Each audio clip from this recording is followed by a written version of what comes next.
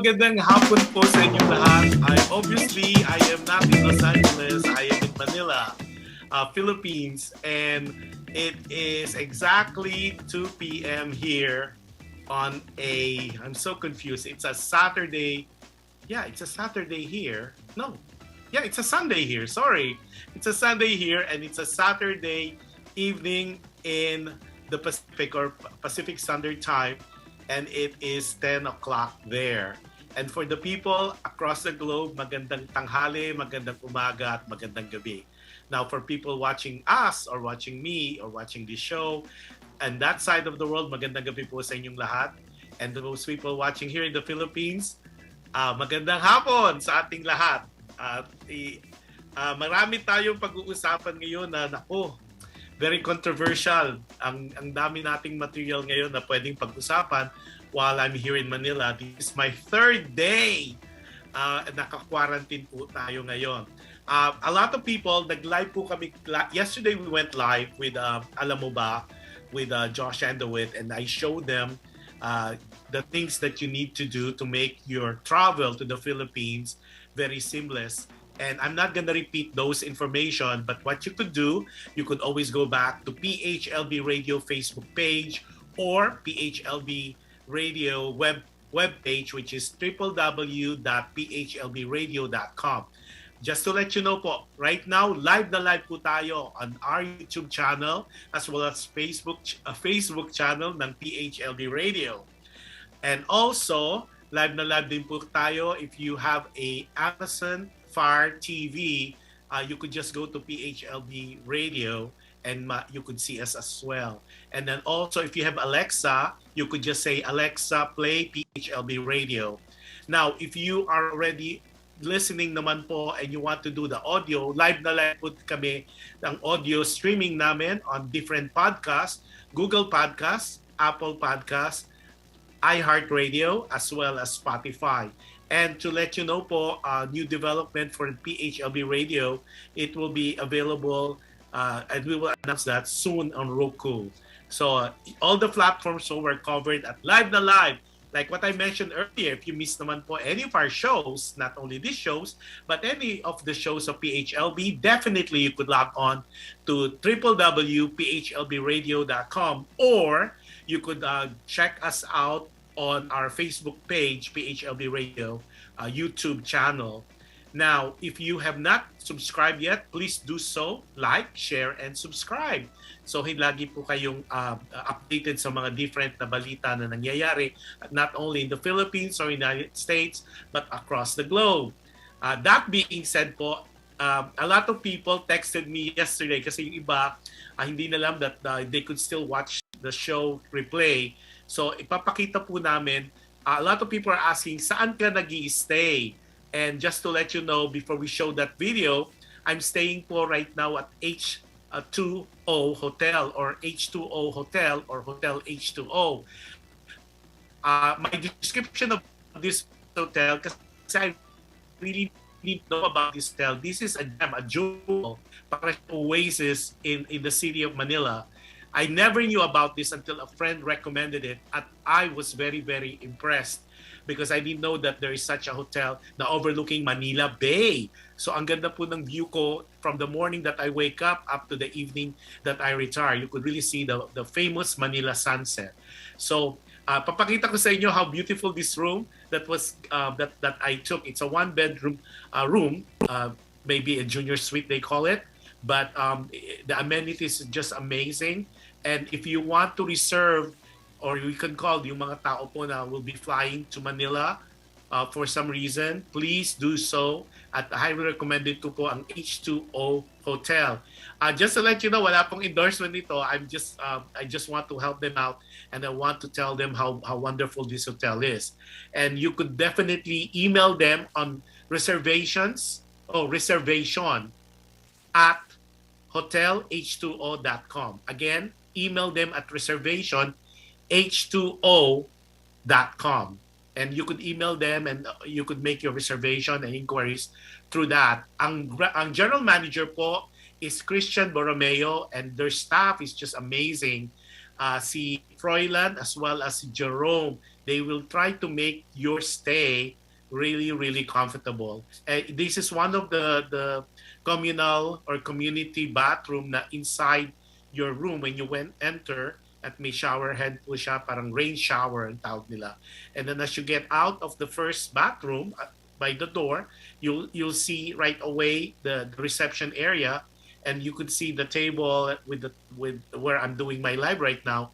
Now, i-zoom namin sa inyo what I took. This is a self video that I took yesterday, at makikita nyo po yung view. That's why I let the curtain open, because ito po yung view makikita nyo. This is just one of the room na may mga ganitong view. Ayan po. This is exactly what you're seeing and what I'm seeing. This is Manila Bay, the famous Manila Bay. Ayan po. This was taken 11 o'clock a.m. yesterday. Yan po yung view ng sa living room area po. And it's really fascinating to see all that. Now, from that vantage point, you could see also this other side of it.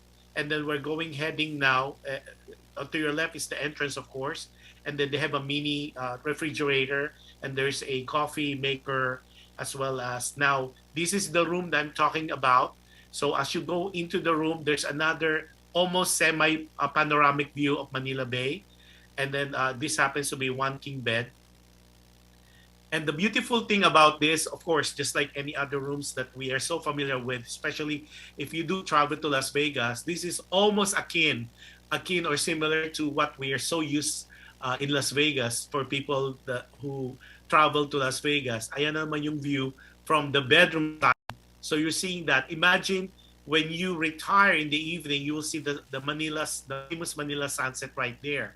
Now, what was impressive about this is you have your own, the room itself, inside the master's bedroom, you have your own bathroom.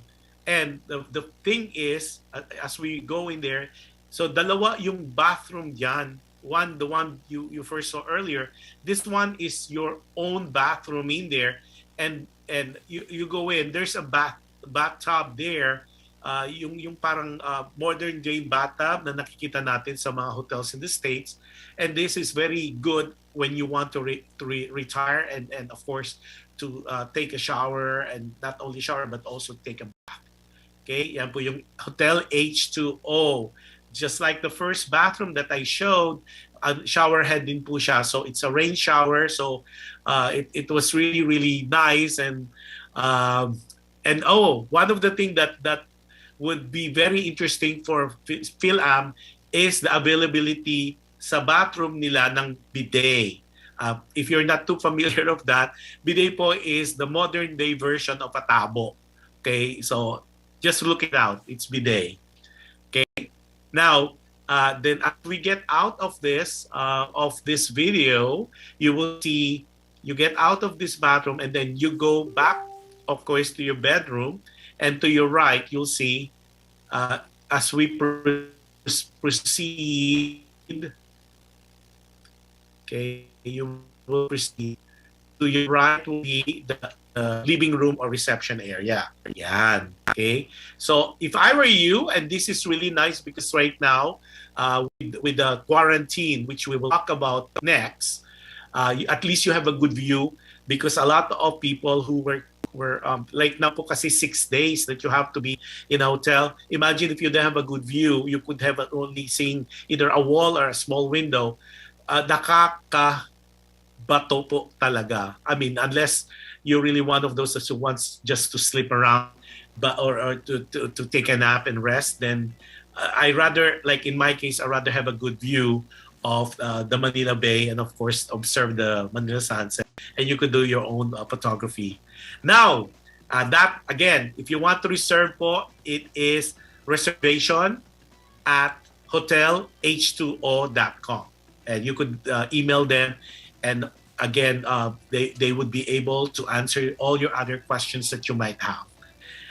Now, before we continue, very controversial po ito, and don't miss this. Ninita Marcos is watching. Si Chuck Marcos is watching. Hi, Ninita and Chuck. Feli Alfien. Hi, Feli. Good afternoon, sabi niya. Kuya Josh, and good evening, Ate Jenko. Oh, I'll talk to you about Jenko in a minute. Tapos si Christian Renen Esteban. Hi Christian, how are you? Si Peli, sabi niya, is this hotel very affordable, Kuya Josh and the Wit? Yes, it is. I am very, very surprised talaga, Feli. Feli is watching us from Seattle, Washington. Siya po, si Feli, nag-kinover natin ang mga mani ni Feli. And if you want to know more about the Filipino style peanuts, just go back po dun sa interview namin kay Feli sa Alam Mo Ba with Josh and the Wit. And we just did it recently. One of the best peanuts that you would have and hindi nyo mamimiss, especially if you're overseas. Now, Elena Lapid Salonga is watching. Elena Lapid is the owner and CEO of Lapid Foods, and she is well known, and her product is well known because she is the one responsible for all the chicharon. Sabi nga, laging bago, malutong at masarap, lapid lang yan. Hi. Alexander Francisco is watching. Hi, Alexander. So, yun po yung hotel. Now, eto yon. Okay, ngayon, a part of the thing po that happened, let me tell you, ang pinag-uusapan po ngayon dito sa Manila, when I arrived on the 31st, and now it's the second here. The sad part about it is, I think it was covered by one of the PHLV show, na-cover po kanina earlier. President Duterte signed already a department for overseas Filipino workers. I'm not going to discuss that now. Maybe I'll watch the other show who took care of that and discuss that. And if I need to go back, maybe I'll and discuss that intensively. Definitely, I will touch that in other show. But the most controversial na natabunan po talaga yung pag-sign ni Presidente Duterte paggawa po ng create ng Department of Overseas Filipino Worker is this lady who passenger po siya. Okay, just to clear, hindi po siya balikbayan. She is from the Philippines. She went to the US for a vacation. As you know, right now po, as we speak, or as I speak, ang quarantine requirement po ngayon is 6 days, 5 nights. Okay, you will be swabbed on your 5th day in your quarantine designated hotel. And then pag lumabas na negative, on the 6th day, doon ka na po pwedeng umuwi or go back to your LGU, local government units. Now, if you turn out positive, then they will take you to another designated facility for quarantine again. Now, this particular lady, and na-name na po siya, so this is already out, at siya talaga very viral, very famous, infamous na siya ngayon. And we'll show that kasi a lot of people, we kind of talk about that yesterday in Alam Mo Ba, with Josh Underwit, at naging controversial po. Hindi namin napakita yung picture because at that time, hindi pa siya na-identify. So ngayon po, we will show you yung picture before we read it natin. Kuya Yo, let's show her name. Her name is Gwyneth, not Paltrow, but it's Gwyneth Ann Chua. So, ayan po yung picture niya, a very pretty lady, pero talagang binabash po siya ngayon. Because what she did, she arrived December 22 from her vacation in the US, and then when she arrived, and then she signed up, the designated hotel niya is Berjaya, and we'll show you that also the picture of Berjaya. But the problem with this particular lady, so she got in sa hotel, sa Berjaya Hotel, as part of the quarantine facility. Isa siya sa mga na-identify na quarantine facility in Makati. So dumating siya ng December 22. On the 23rd, she went partying. Nag-party, punta siya sa Poblacion. Poblacion is a gimmick town. It's a party town or party area in Makati where people can dance. It's like, if you are of age or mature, ito yung mga parang where else and mga disco where you could drink and socialize. and she had dinner also with some friends. So ang nangyari po, bali, ang ni under investigation po ngayon ang Bergaya ng Philippine Department of Tourism as well as Department of Quarantine kung paano siya nakaalis ng Berjaya. Kasi po supposedly, like me, I'm quarantined here. Meaning, the food is being given to us, breakfast, lunch, and dinner 3 times a day. At the same time, you cannot go out of the hotel, even to the lobby of the hotel. Itong si Gwyneth, she went out on the second day, kasi 22 siya, 23, nag-party na siya sa Makati. Ang pinakamasakit po doon talaga, yung mga taka-party niya o nakipag-dinner siya, they tested positive. Okay? So, ngayon nagkakagulo ngayon, the Department of Health is so upset. Tapos they also are investigating the hotel and also the employees. Kasi pati yung employees po and staff nung bar na pinuntahan nila at nag-party sila, they already also tested positive, majority of them. So the bar, nag-close po sila. Then, on top of that, the Omicron po virus right now, the variant, nag-spike ng konti dito. So, yung COVID-19, tumaas po yung cases. Of course, I am not, again, blaming her alone, pero nagkataon mataas yung nag-spike yung number of COVID cases. That being said, ito yung masakit po na nangyari. Now, as of yesterday, in-announce po na ang Metro Manila or NCR, National Capital Region, from alert level 2 ay alert level 3 na naman po. I mean, there's so many protocols, like may yung mga restaurants po, only 30%, yung ibang mga things na hindi ka pwedeng lumabas. It's really not a lockdown yet, but maraming apektado na naman. So now this Gwyneth and Chua, ang nakakasakit po doon is she was even bragging to her friends kasi most of her friends daw on a sworn statement, they were questioning her. She just arrived on the 22, paano siya nakikipag-party sa kanila? And she told her circle of friends na malakas ako, may connection ako. That's why hindi ako kailangan mag-quarantine. So parang na-brag pa, and it was shown on social media as well as nakunan. Then when she was interviewed, at first she lied and she said no, hindi siya lumalabas. But lo and behold, CCTV showed it that she was out partying and having dinner with her friends. So nung bumalik lang siya ng hotel ng Berjaya, nung day na isuswab na siya, nung sinwab siya, bingo, the following day it showed she's positive. So yun, so ngayon, lesson learned, pinag-aaralan ngayon ng Department of Health kung ano yung isasampang kaso sa kanya because there's some Republic Acts na violate niya. Secondly, galit na galit ang mga netizens at ang mga tao, gusto kinukuyog siya talaga sa media at sa internet at sa mga messages simply because of sa kanyang carelessness and careless about other people. Even the famous director-writer na si Jose Javier Reyes already sent an open letter to her. Right now, as we speak, lahat po ng social media niya ay inactive na po or deactivated simply because she's being talagang hinahabol siya ng mga netizens at talagang binabash. Big time bashing. At her pictures, her name are all plastered in different social media at saka corridors po.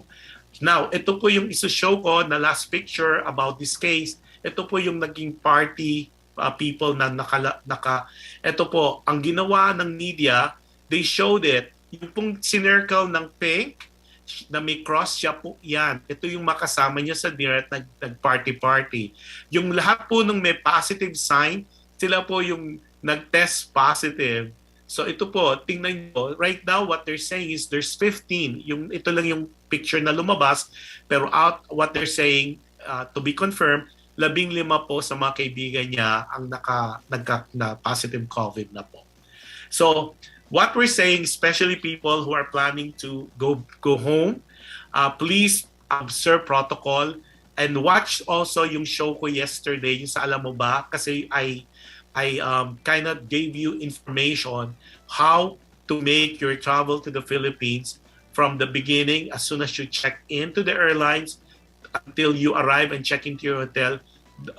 It was a step-by-step procedure po, and we shared that through the courtesy of PHLV Radio. That was the first, and may mga videos rin pa kami, especially if you're taking Philippine Airlines. Like what I said yesterday, briefly lang, it was so seamless because I was prepared with all the things and all the documents that they needed, which was discussed in that previous show.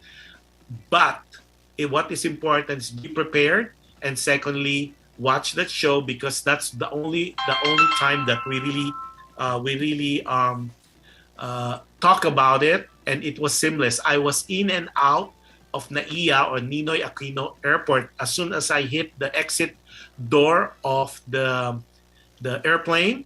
I was out scot-free na po in 15 minutes, compared to yung dati na matagal. Pero again, if you want details on and tips, travel tips that I shared, go back to the show yesterday po. It was the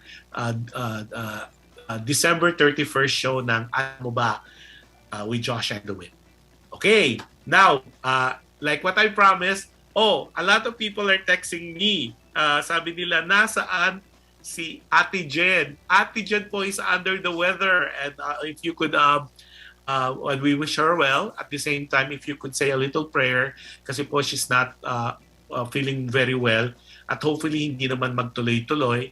And definitely she'll be back next week with me. So yung mga nakikinig at nanonood po, I will be needing your help, just like the last time, a couple of months ago. Since solo flight po si Kuya Josh, kaya at wala si Ate Jen, kailangan ko yung mga opinion nyo, lalo na yung mga kababaihan natin, Feli, si Elena, sino pa ba? Nenita, tsaka si Cha. I need your input, at yung mga nakikinig at nanonood po, kasi importante itong ating yung ating sumulat po. Sabi ni Ednel, greetings from the other side of the Philippines. Get well soon, Jen, sabi ni Elena Lapid Salonga. Okay, ang topic po today, or ang title po ng ating letter sender, ito po yung ating Buena Mano for January 1st dito sa America, at January 2nd dito sa Philippines. Ang title po na gusto niyang gamitin namin ay Babae sa Dilim, or Woman in the Dark. Okay, nung una po pinadala sa akin yan, akala ko po horror or something na nakakatakot. Pero let me read the letter, and please help her or give her some advice or opinion on what she must think about, must ponder about, or at least give a helping hand, because that's why she wants a second, third, fourth opinion on what would be her next steps. Okay? Ito yung kanyang... Si Paul. Hi, Paul. I read it. Hey, Paul. Paul is from Oahu, Hawaii. Aloha, sabi niya. And si Paul Alimbuyao. Okay? Sabi ni Edel. Ang intriguing naman ng title, Edel. Maybe you could give information also or advice on the topic. Kasi importante na may side tayo pare-pareho. Okay, ito na. Let me read it. Okay. Babae sa dilim. Sabi niya, Dear Kuya Josh, Ate Jen, itago ninyo po ako sa pangalang Sandra. Okay.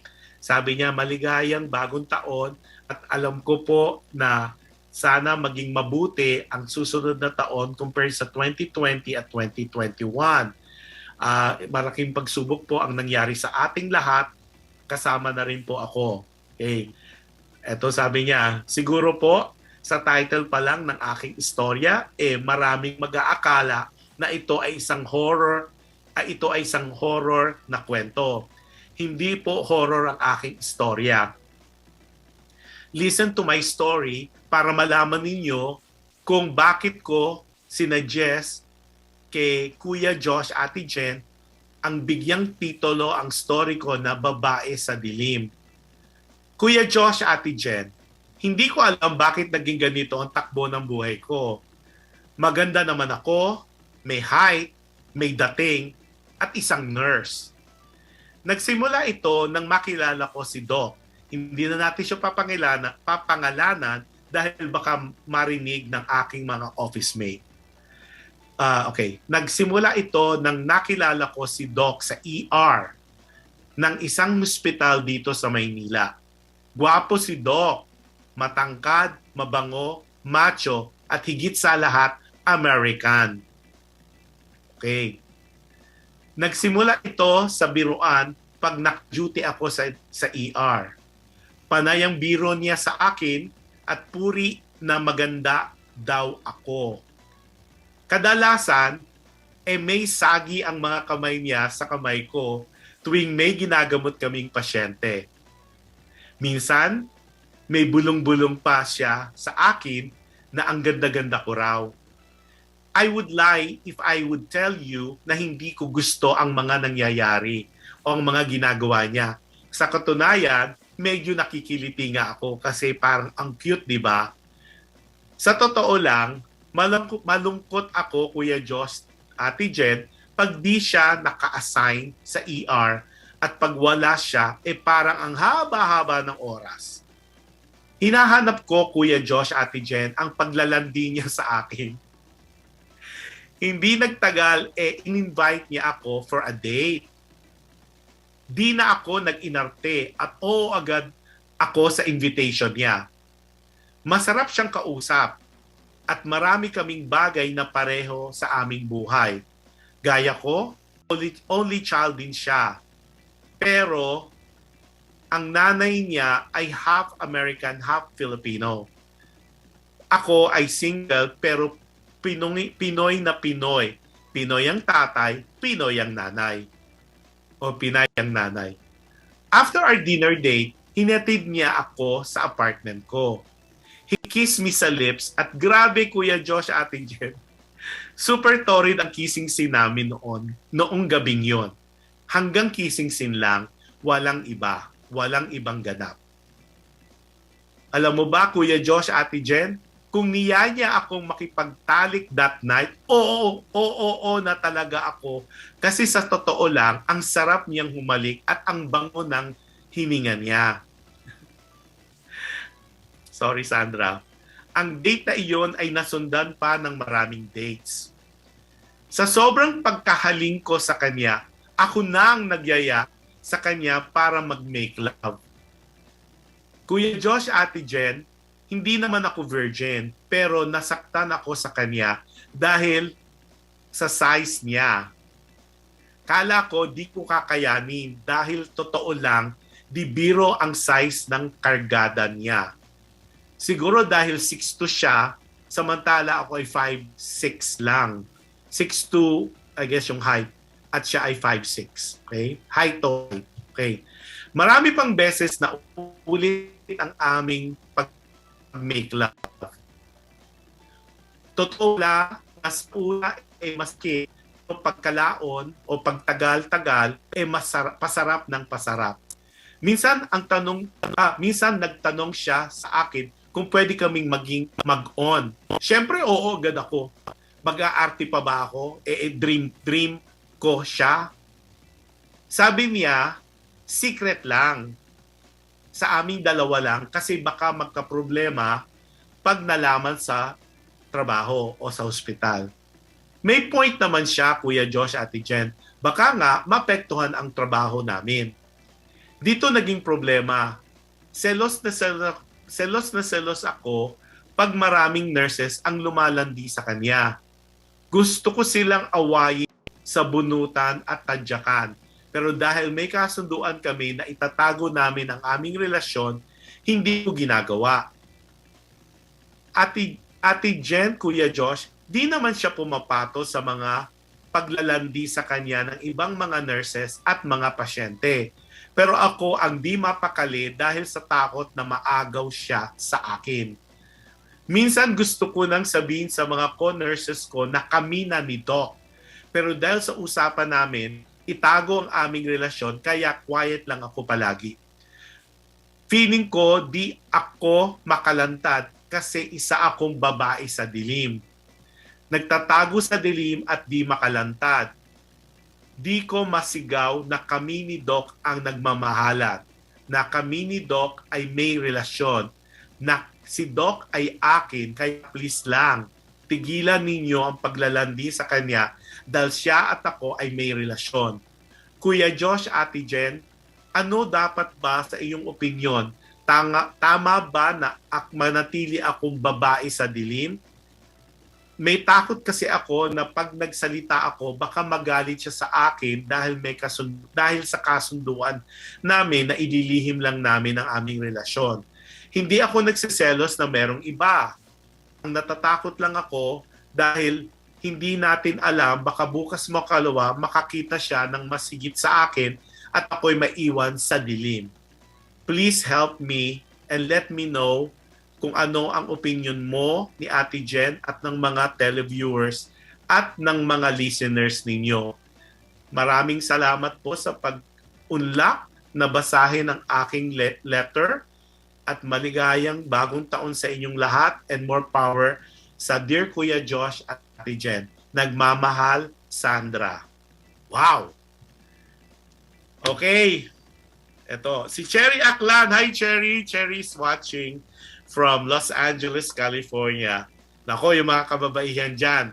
Bago kunin ang inyong opinion, ito muna yung opinion ko. Okay? Pero i-text nyo sa akin kung ano yung what do you think we should tell her dito kay Sandra na babae sa dilim. Alam mo, Sandra, sa totoo lang, nung una ko nabasa yung letter mo, sabi ko nga sa title lang, medyo naguluhan ako ng konti. Kasi normally akala ko kirida o kabet. Ngunit yung sayo, pareho naman kayo, nurse ka, doctor siya. Sabi mo nga, nagkasundo lang kayo. Ang medyo question ko lang na hindi malinaw sa akin kung bakit ka itinatago. Naintindihan ko yung first na baka maapektuhan ng trabaho, pero para sa akin, kung matagal na kayong nagsasama at may mga ganap na sa inyong dalawa, dapat yata kausapin mo siya ng masisinat, talk to him sincerely and ask as a courtesy na I think it's high time that mag-man up siya, aminin ni Doc ang tungkol sa inyong relasyon. Now, because like what you said, educated ka, matangkad, maganda, I don't think na you deserve to be hidden or to be kept.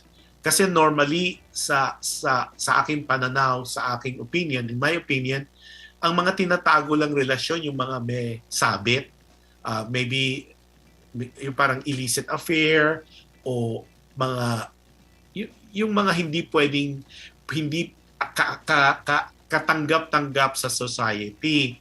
Pero in your case, you're single. He's single.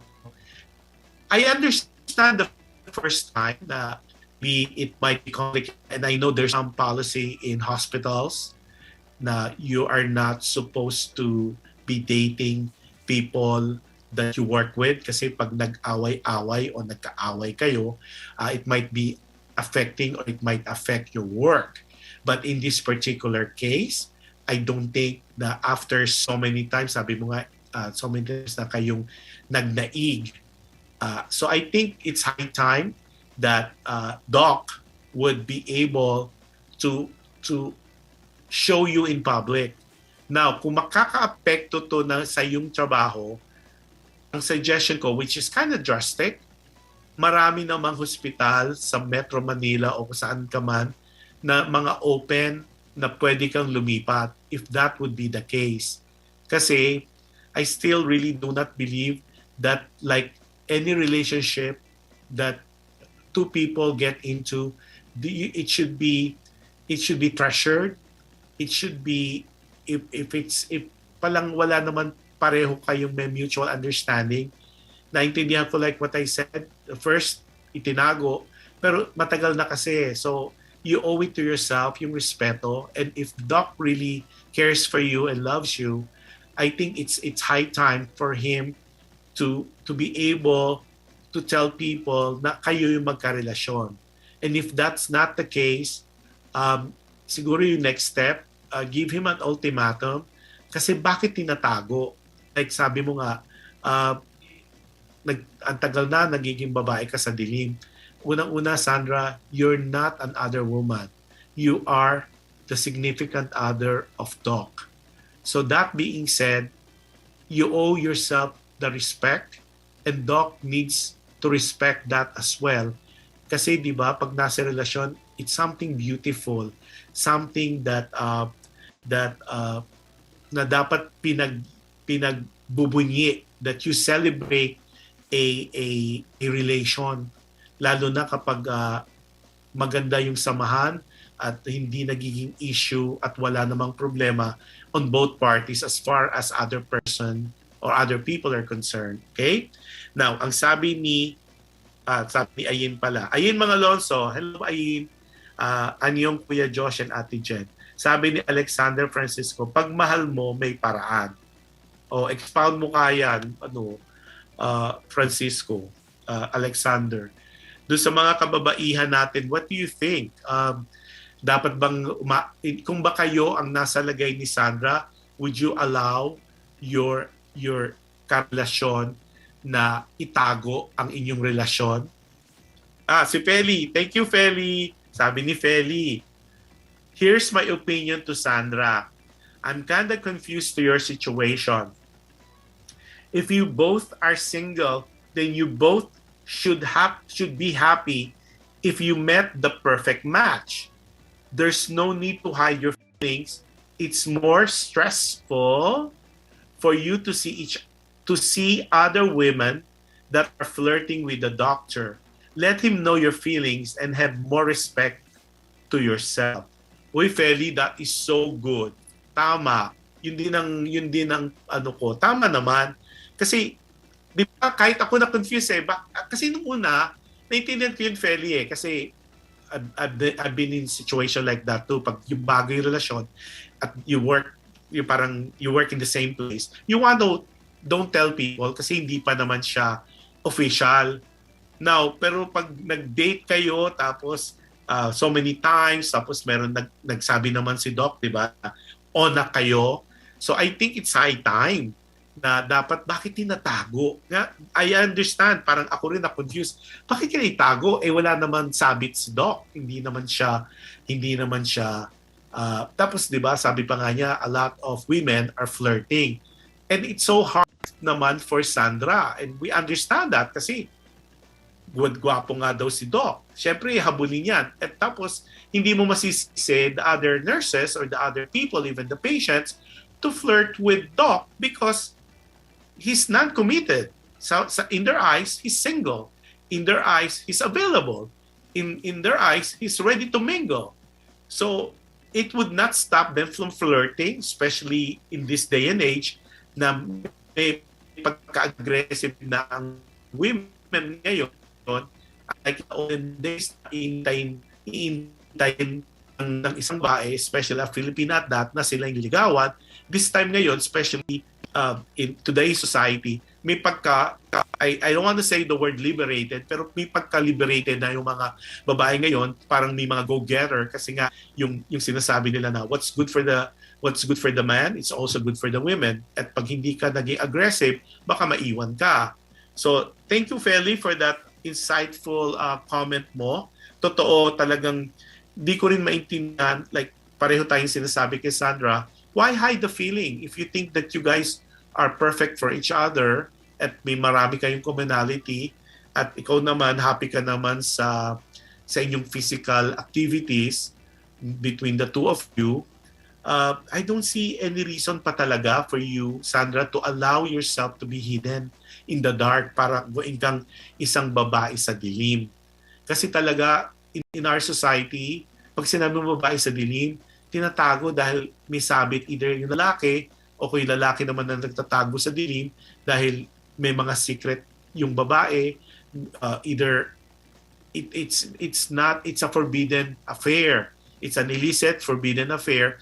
And normally, familiar tayo dyan. We had so many letters already senders na we talk about yung mga other women, other men na nagkaroon ng mga affairs, and we know where we stand on that one. So maraming salamat, Feli, for allowing for giving Sandra. Ikaw naman, Sandra, you need to listen kasi itong si Feli of experience na to eh. Marami na rin itong pinagdaanan. You could go back to yung history ni Feli in one of the live na ginawa naming interview sa kanya. Yung iba pang mga kuro-kuro ninyo, please welcome kayo to give it to us. Now, ang isa pang kwento ko sa iyo, Sandra, yung selos mo kasi, for me, kung talagang sure ka naman sa feelings mo, I think instead na magalit ka at maging physical ka doon sa ibang mga nurses, co-workers mo at mga pasyente, I think what you need to do is you need to deal with Doc. Kasi si Doc talaga ang dapat mong kausap. Kasi hindi mo mabe-blame. You cannot blame the other people for wanting to have a meaningful relationship with Doc simply because of his physical attributes. Sabi mo nga, at parang unfair naman yon, di ba, na you are upset na dami mo gusto mong going physical doon sa ibang mga tao simply because naggalit ka kasi nga parang nilalandi nila si Doc, eh hindi nga naman alam ng mga tao na hindi na siya available. Oh, si Ayin. Thanks, Ayin.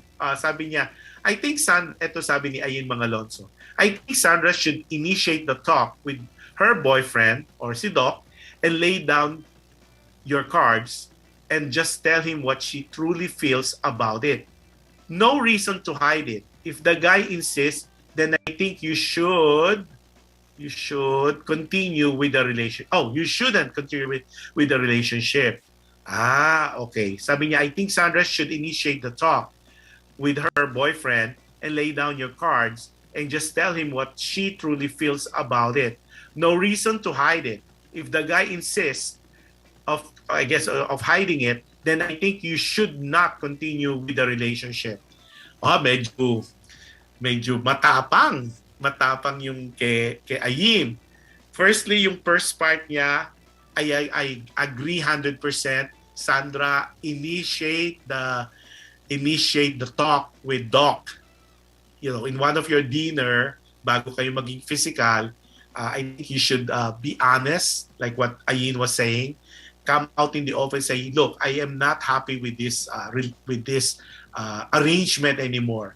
I want us to be known na tayo yung couple because I'm jealous of the other people, nurses and co-workers and some patients flirting with you, and I cannot blame them simply because nobody knows that you are already committed to me, to Sandra. That being said, ask mo si Doc, anong reason why we need to continue hiding our relationship?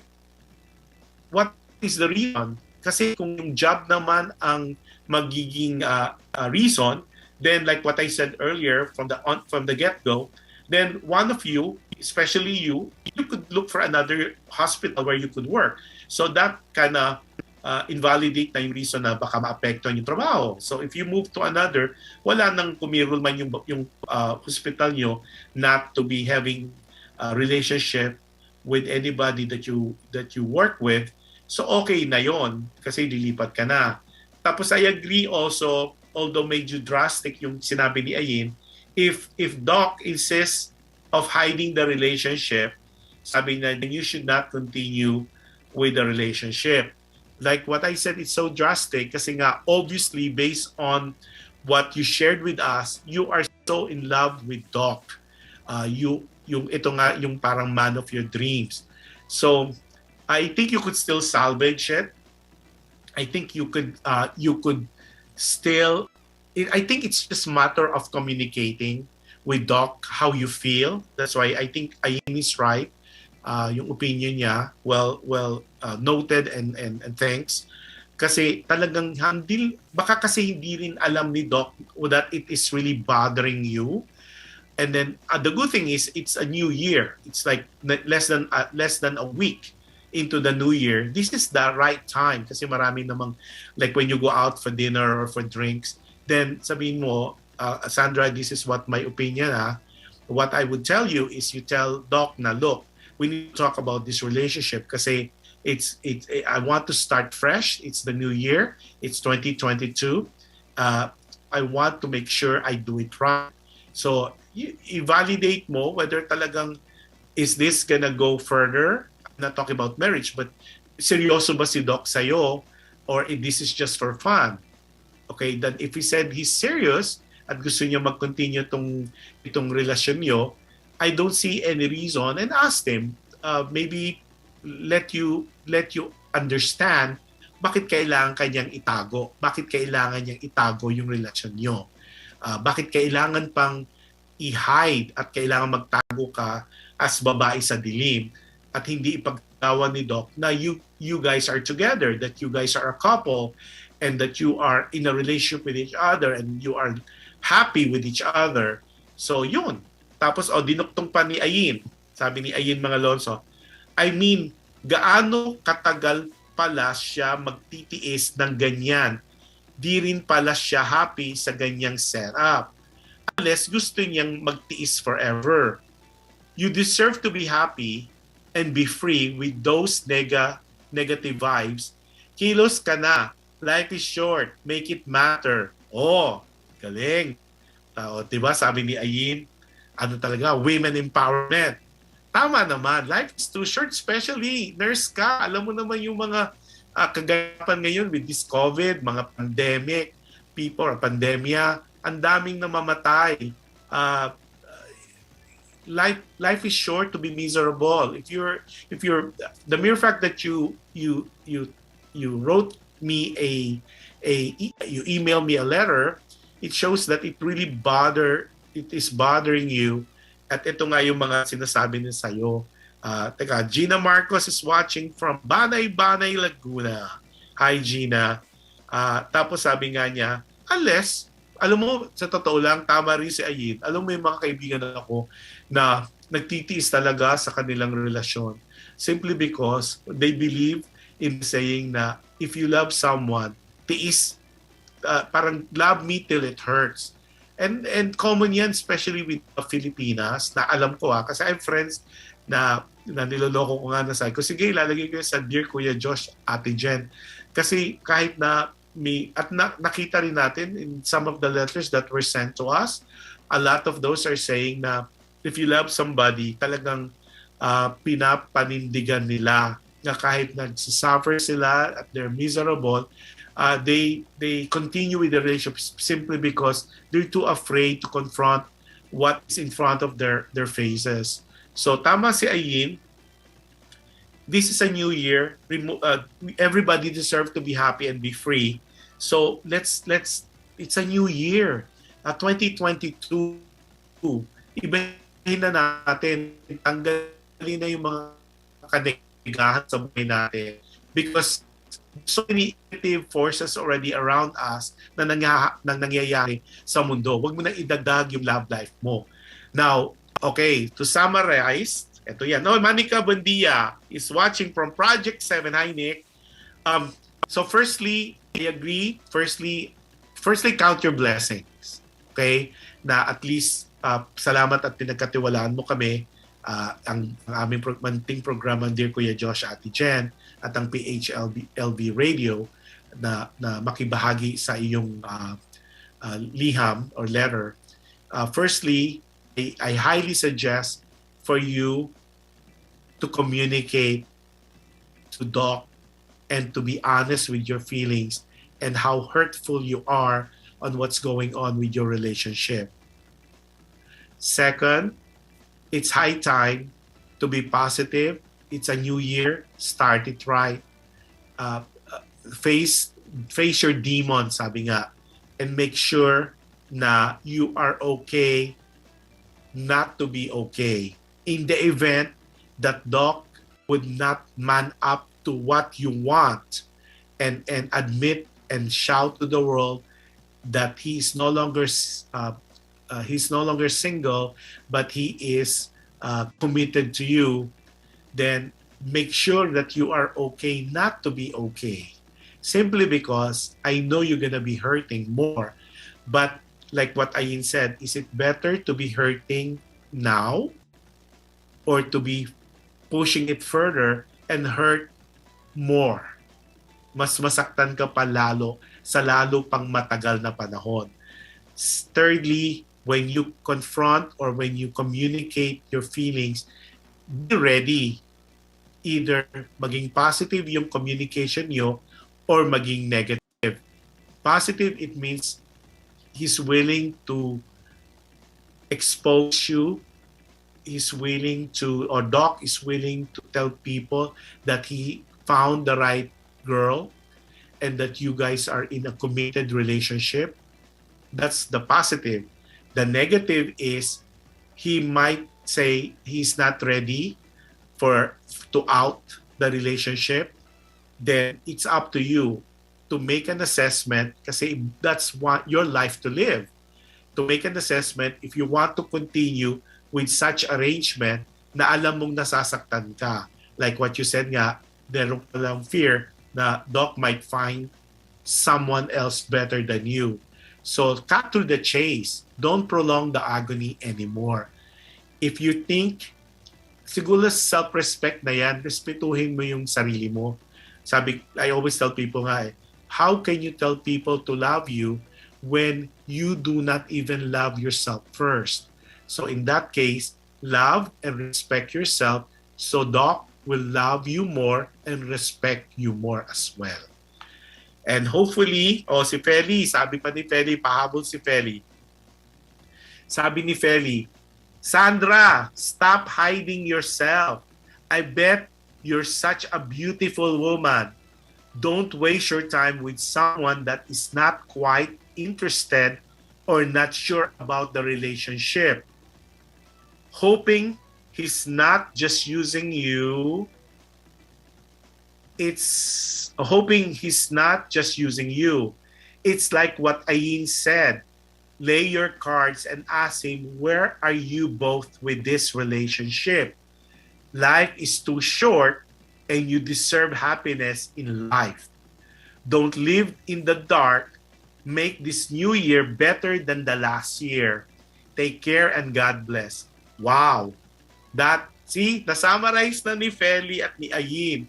Thank you guys. Thank you ladies for helping me out since Ate Jan is not here for the female point of view. So yun, ang aming advice sa iyo, Sandra, it's your life, but at least alam mo where we stand. Like sabi nga ni Feli, you're definitely a beautiful woman at there's so many things going on you na dapat yata mas mahalin mo ang sarili mo at mas respetuhin mo para respetuhin ka rin. So, alis na, huwag ka na maging babae sa dilim, maging babae ka na sa liwanag. And be proud of who you are and what you represent. Sabi nga, a good friend of sabi niya, learn to take your space. Sabi niya, kumbaga, i-claim mo yung space mo in society. And if you don't do that, you cannot expect other people to claim that space for you. You have to work it out yourself. And there's where love and self-respect come in. So, maraming salamat, Feli. Maraming salamat to everybody who watched. And then Ayin, thank you as well. Si Alexander, thank you as well. Yung mga nagko-comment pa at magko-comment pa after this show, please do so kasi alam ko Sandra will be watching and will be reading some of your comments. Again, maligayang bagong taon sa inyong lahat. This is a new year. We pray and we hope that 2022 would be gazillion times better than 2020 and 2021. And God bless you and all of us. Isama na rin ako dyan. Financially, physically, health-wise, abundant wealth for everybody, good blessing on our health, our wealth, our peace, our protection. And before I close the show, maraming salamat sa PHLB for the trust. Maraming salamat kay Johan, at also kay Flora, the beautiful wife of Johan, for trusting me for all the shows that I have with PHLB. Continue supporting all the shows. And before I close, like what I say to everybody from last year, and I'll carry it over to this year, be kind. You can never go wrong with kindness. And any act of kindness that you do to people, I'm pretty sure it would have some ways of going back to you. That being said, maraming salamat, magandang araw, magandang hapon, hello world, Happy New Year to everyone. Good night, good morning, good afternoon, and good evening. God bless us all. Thank you for watching. Bye-bye.